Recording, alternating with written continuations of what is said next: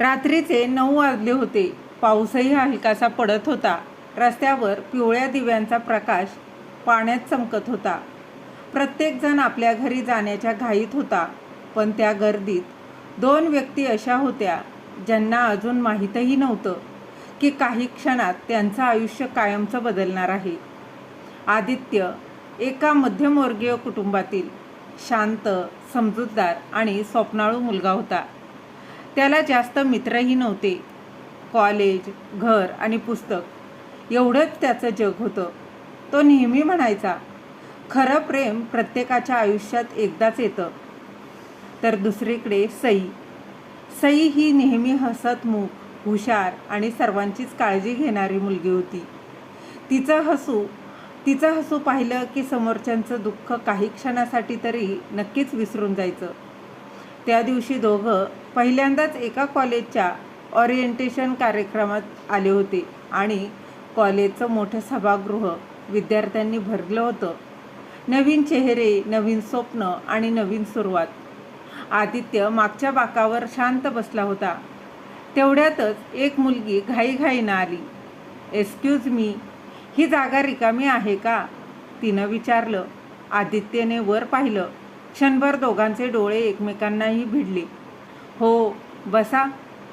ती मुलगी होती ती म्हणजे सई. कार्यक्रम सुरू झाला. पण आदित्यचं लक्ष स्टेजवर नव्हतं. नकळत त्याचं लक्ष तिच्या बोलण्याकडे, हसण्याकडे आणि त्या साधेपणाकडे जात होतं. कार्यक्रम संपल्यावर सई म्हणाली, थँक्यू जागा दिल्याबद्दल. आदित्य हसला आणि म्हणाला, वेलकम. इतकंच बोलणं झालं. पण काही भेटी अशा असतात ज्या 2 शब्दात संपतात आणि आठवण मात्र आयुष्यभर राहते. दुसऱ्या दिवशी कॉलेज सुरू झालं आणि योगायोगानं दोघं पुन्हा एकाच वर्गात होते. कधी नोट्स शेअर करणं, कधी लायब्ररीत एकाच टेबलवर अभ्यास करणं, तर कधी कॅन्टीनमध्ये चहाचा कप. हळूहळू दोघांची ओळख आता वाढत गेली. एका दिवशी सईनं विचारलं, तू इतका शांत का असतोस? तेव्हा आदित्य हसत म्हणाला, कारण मला बोलण्यापेक्षा ऐकायला जास्त आवडतं. सई म्हणाली. सई थोडी हसली आणि मग म्हणाली, मग मी बोलत जाईन आणि तू ऐकत जा. त्या दिवसापासून त्यांच्या मैत्रीची खरी सुरुवात झाली. सई तिच्या घरच्या गोष्टी सांगायची. आईचा राग, लहान भावाच्या खोड्या, भविष्यात मोठं काहीतरी करण्याची स्वप्न. आदित्यही त्याच्या मनातलं पहिल्यांदाच कोणाला तरी सांगू लागला होता. त्याला चित्र काढायची आवडायचं, पावसात भिजायला आवडायचं आणि लोकांच्या चेहऱ्यावर हसू आणायला आवडायचं. दिवस सरत गेले. कॉलेजमधील प्रत्येकाला वाटू लागलं, हे दोघं एकमेकांसाठीच बनले आहेत. पण त्यांच्यासाठी ती फक्त सुंदर मैत्री होती. एक दिवस कॉलेजची पिकनिक ठरली. सगळे मित्र डोंगरावर फिरायला गेले. हिरवीगार झाडं, थंड वारा, धुक्यानं भरलेले ते रस्ते. सई एका मोठ्या दगडावर उभी राहून फोटो काढत होती.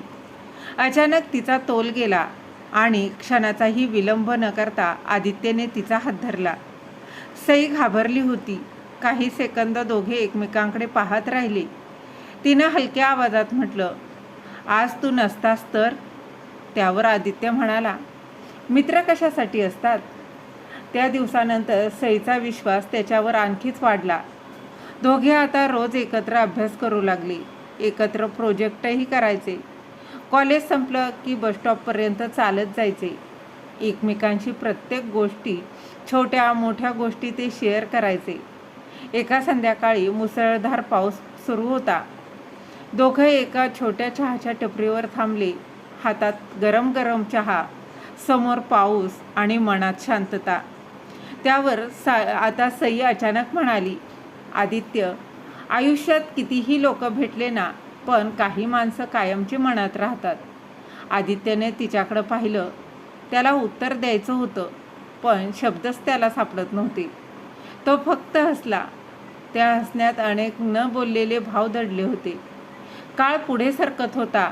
मैत्री आता अधिक घट्ट होत होती. पण दोघांनाही एक गोष्ट समजली नव्हती की मैत्री कधी प्रेमात बदलायला लागली होती. त्यांच्याही नकळत. हळूहळू, शांतपणे आणि कदाचित कायमची. पण प्रत्येक प्रेमकथेची सुरुवात जितकी सुंदर असते तितकाच कठीण असतो तो तिचा पुढचा प्रवास. कारण नियतीनं त्यांच्यासाठी काही वेगळंच लिहून ठेवलं होतं आणि त्यांची सुरुवात होणार होती लवकरच. उर्वरित कथा पुढच्या भागात नक्की ऐका. धन्यवाद.